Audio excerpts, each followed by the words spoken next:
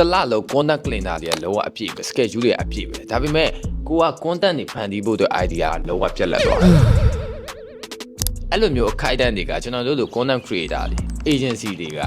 မကြခဏကြိုရလေရှိတယ်ဘာဖြစ်လို့လဲဆိုတော့တူတူမှခေါင်းထဲထည့်ထားလဲ category တွေကအများကြီးပဲခေါင်းစဉ်တစ်ခုတည်းဖြစ်မနေဘူးလုပ်ငန်းပေါင်းစုံကိုကျွန်တော်တို့တွေကခေါင်းထဲထည့်ပြီးတော့ idea တွေထုတ်နေရတယ်အဲ့လိုမျိုးအခိုက်အတန့်မျိုးကိုကျွန်တော်တို့တွေအကောင်းဆုံးဘယ်လိုဖြည့်ရှင်းလဲဆိုရင်နီးလန်း၅ချက်ရှိတယ်အဲ့ဒီမှာနံပါတ်1တစ်ချက်ကိုကျွန်တော်ပြောပြပေးမယ်ဒါကတော့ brainstorming sprint လို့ခေါ်တယ်အဲ့ဒါဘာလဲဆိုလို့ချင်းကျွန်တော်တို့ကအချိန်တစ်ခုသတ်မှတ်ပြီးတော့အဲ့ဒီအချိန်အတွင်းမှာ idea တွေကိုဖိပြီးထုတ်တယ်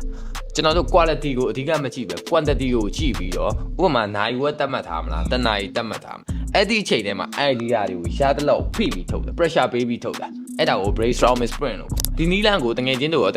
ဖွဲ့တွေ agency တွေမှာလိုက်လုပ်လို့ရတယ်မိနစ်30မိနစ်60ဒီလိုမျိုးအချိန်တစ်ခုသတ်မှတ်ပြီးရင်အဲ့အချိန်အတွင်းမှာကျွန်တော်တို့ content idea ထုတ်ဖို့ကြိုးစားမယ် content idea ထုတ်ဖို့အတွက်ဆိုလို့ရှိရင် January အကုန်စဉ်းစားလို့မရဘူးပထမအဆုံး content budget ကိုအရင်စဉ်းစားမယ်ဥပမာကျွန်တော်တို့ relative content တွေတွားမှာလား value ပေးတဲ့ video မျိုးတွေတွားမှာလားအဲ့ဒီ category တစ်ခု budget တစ်ခုကိုရွေးပြီးတော့မှနိုင်ဝက်အတွင်းတနာရီအတွင်း idea တွေဖိထုတ်တာအဲ့ရသမျှ idea တွေအကုန်လုံးချရေးတာလား